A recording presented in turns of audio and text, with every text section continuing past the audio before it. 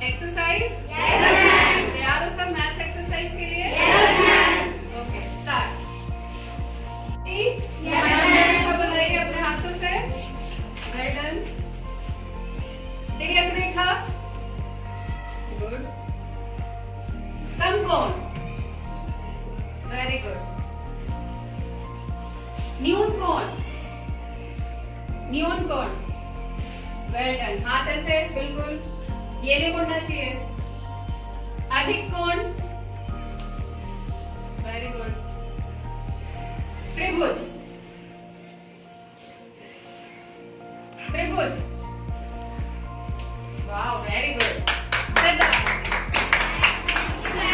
तो बच्चों अभी हमने त्रिभुज बनाया था, कोई बताओ त्रिभुज का मतलब? चांदनी, त्रिभुज का मतलब? तीन भुजाओं से बनी बंद आकृति को त्रिभुज कहते हैं। Very good. तीन भुजाओं से बनी बंद आकृति को त्रिभुज कहते हैं। ये हो गया त्रिभुज। त्रिभुज में कोण कितने होते हैं? 180 अंश तो होते हैं तीनों कोणों का त्रिभुज, लेकिन कोण कितने होते हैं? 3। तो क्या आपने समकोण पढ़ा है? समकोण का मतलब? तो समकोण त्रिभुज क्या हुआ? तो नंदिनी, हाँ, वह त्रिभुज जिसका एक किनारा एक कोण 90 अंश का हो उसे समकोण त्रिभुज कहते हैं। ठीक है। और कोई? Very good. और कोई? समकोण त्रिभुज? ऐसा त्रिभुज जिसका कोई एक कोण 90 अंश का हो उसे समकोण। हाँ, कोई एक कोण कितना हो? 90 अंश का, वो समकोण त्रिभुज कहलाता है। ठीक है, वेरी गुड। अब समकोण त्रिभुज में, ठीक है, अगर आपको कोई भी दो भुजाओं का मान ज्ञात हो, माप ज्ञात हो, तो क्या आप तीसरी भुजा का माप ज्ञात कर सकते हो? ऐसा हो सकता है। कैसे? पहले तो ये बताइए है क्या, इसको क्या बोलते हैं? ये हो गया आधार जिस पर हमने समकोण त्रिभुज बनाया है, ठीक है, यानी जिस पे वो समकोण बना है इस त्रिभुज में, वो क्या कहलाता है? आधार। और ये है, चूंकि ये बिल्कुल लंबवत है इसलिए इसका नाम पड़ा है लंब। क्या है? लंब। और इसको बोलते हैं, चूंकि ये तीर की तरह है इसलिए इसका नाम पड़ा है कर्ण। स्ट्रेच करते ना धनुष पे ऐसे, ये ऐसे तिरछे है तो इसको बोलते हैं कर्ण। ठीक है। तो अगर हमें आधार और लंब का माप ज्ञात हो तो क्या हम कर्ण निकाल सकते हैं? पाइथागोरस का नाम सुना है? यस। कौन थे वो? हाँ ठीक है, महान गणितज्ञ है ना। इन्होंने एक प्रमेय दिया था, ठीक है, इसी समकोण त्रिभुज के माप ज्ञात करने के लिए। उसको हम बोलते हैं पाइथागोरस प्रमेय। ये प्रमेय कहता है कि यह समकोण त्रिभुज में, जैसे ये समकोण त्रिभुज है ना, इसमें समकोण कहाँ बना है? प्रियांशु आप बताओ, समकोण कहाँ बना है? बी पर, है ना। तो इसका नाम क्या हो गया? ABC। यानी यहाँ पे ये जो है आपका 90 अंश है ना। बाकी दोनों कोणों से हमें कोई मतलब नहीं है।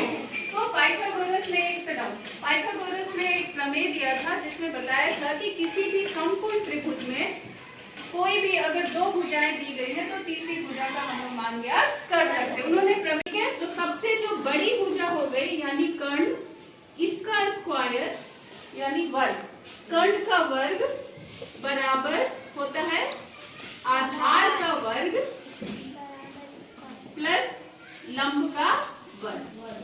ठीक है, तो हम इसको चित्र के माध्यम से पहले समझेंगे कि अगर आप यहाँ पे हम समकोण त्रिभुज बनाते हैं, ठीक है, और हम यहाँ पे इसका वर्ग बना दिया, जैसे मान ले कि ये है हमारा, ये एक वर्ग बना, ये हमारा क्या था?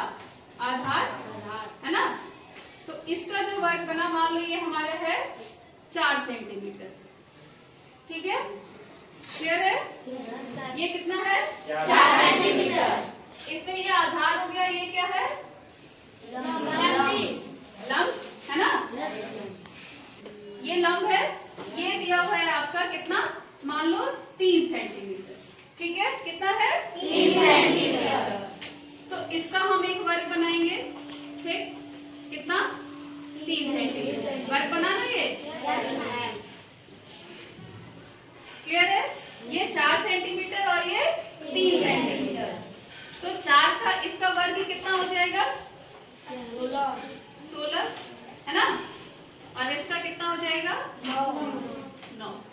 ठीक है, यहाँ पे हमने क्या सूत्र दिया है, 16 + 9 25।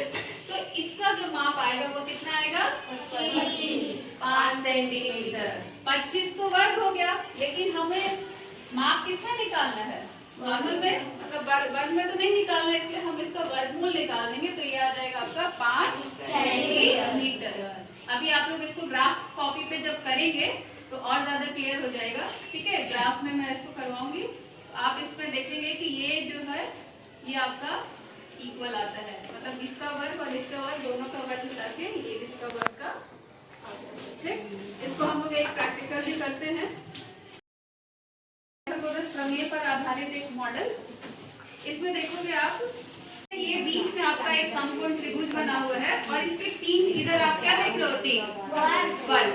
अच्छा, वर्ग से आप क्या समझते हो, कैसी आकृति को वर्ग बोलते हैं, बताओ प्रियांशु। 4 भुजा से बनी बंद आकृति, चारों भुजा बराबर। हाँ, 4 भुजाओं से बनी बंद आकृति जिसकी चारों भुजाएं क्या हो, बराबर हो, उसे वर्ग कहते हैं। Very good. अच्छा, एक सवाल और मेरे मन में आ रहा है कि 4 भुजाओं से बनी बंद आकृति तो वर्ग हो गई है ना, 4 भुजाओं से बनी बंद आकृति वर्ग हो गई सब। अब जैसे मैंने ये ले लिया, ये किताब का, ये क्या ये वर्ग है, नहीं, क्या है ये, घना। अरे ये छोड़ दो, बस ये वाला आयत। आयत की आकृति है ये। तो आयत भी तो क्या हो, उसमें भी तो 4 भुजाएं हैं। फिर हाँ, आयत में मैम 4 भुजाओं से बनी बंद आकृति है और इसमें आमने सामने की भुजा बराबर होती है। ठीक है, वेरी गुड। अब मेरा सवाल ये है कि फिर 4 भुजाओं से बनी बंद आकृति को कहते क्या है, क्या बोलते हैं, चांद, हाँ बताओ बेटा अंशिका। चतुर्भुज, वेरी गुड, क्लैप करो इसके लिए। ठीक है, वेरी गुड।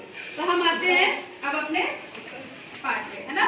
तो ये हो गया एक पहला वर्ग, दूसरा वर्ग और तीसरा वर्ग। ठीक है, आधार के पास का वर्ग और लंब के पास का जो वर्ग है उसमें हमने खाने बना के उसमें हमने चावल के दाने डाल दिए। ठीक है, अब देखेंगे कि क्या इन दोनों के अंदर जो चावल के दाने हैं ये क्या इस बड़े वाले वर्ग में फिट आ रहा है, क्योंकि हमारा पाइथागोरस प्रमेय यही कहता है कि आधार का वर्ग यानी ये वाला वर्ग और खंड का वर्ग, सॉरी लंब का वर्ग यानी ये वर्ग, ये दोनों इसके बराबर हैं। ठीक है, तो देखें हम इसको टर्न रोटेट करते हैं, देखो जा रहे हैं ना इसमें, देखो ये पूरा पूरा फिल हो गया। इसका मतलब कि ये दोनों का वर्ग जो है इस वर्ग के बराबर है। कोई आके करना चाहेगा, इसको देखना चाहेगा,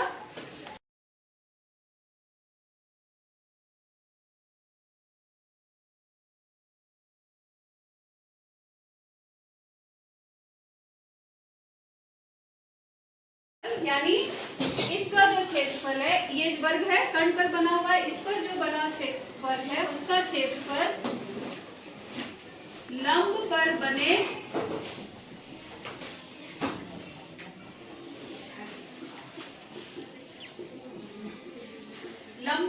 वर्ग का क्षेत्रफल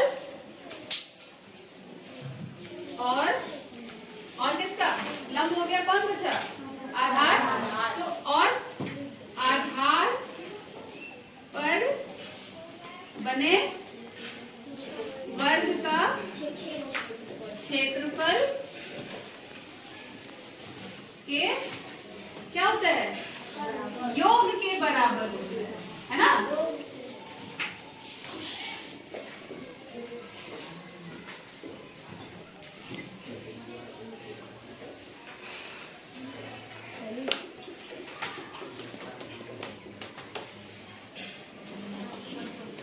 हम सूत्र लिखेंगे पाइथागोरस प्रमेय द्वारा।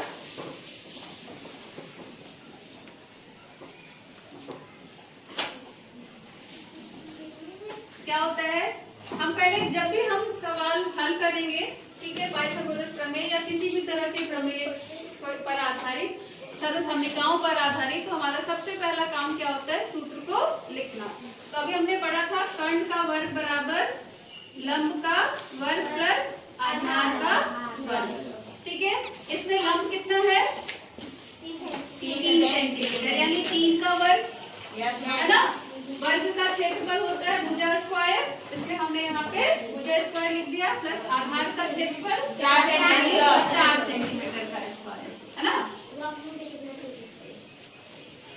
अब ये देखो ये कितना हो जाएगा, 3 का वर्ग कितना होता है बताओ मोहित। 3 का वर्ग बैठो, 3 का वर्ग 3 दिया के 9, वेरी गुड। इधर से शिवानी 4 का वर्ग 16, वेरी गुड।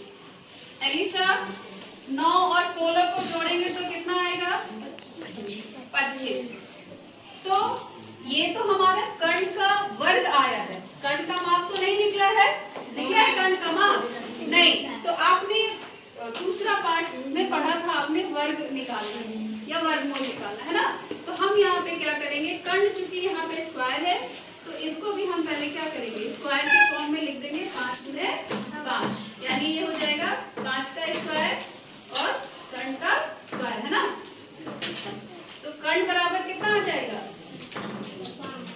5 क्या 5 सेंटीमीटर, यानी आपका कितना आ गया 5 सेंटीमीटर। क्लियर है सबको, ठीक है। आप इसको नोट कर लीजिए कॉपी में। और तो त्रिभुज ABD सब आइए इसे सिद्ध करने के लिए निर्माण करें।